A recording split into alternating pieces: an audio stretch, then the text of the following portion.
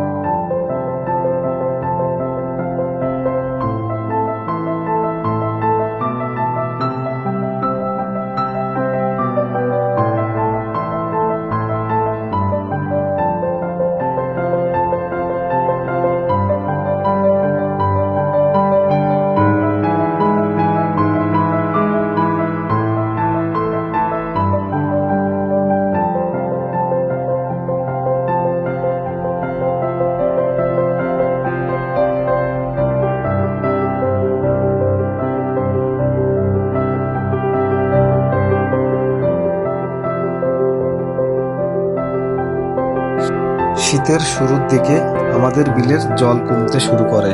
তখন দেখা যায় জেলেদের মাছ ধরার তৎপরতা।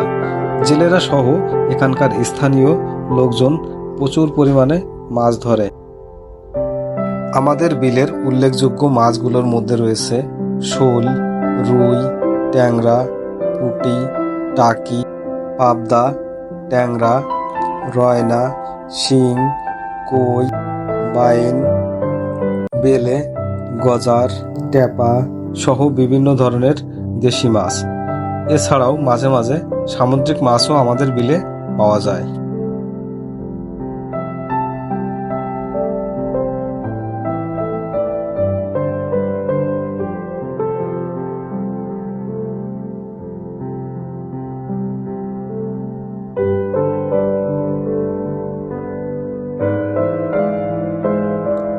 জীবিকা নির্বাহের জন্য অনেকে সারাদিন এখানে মাছ মারে। কেউ খেপলা জাল দিয়ে, কেউ ভেসাল জাল দিয়ে, কেউ বা বড়শি দিয়ে, কেউ বা কোচ দিয়ে সারাদিন মাছ মারে।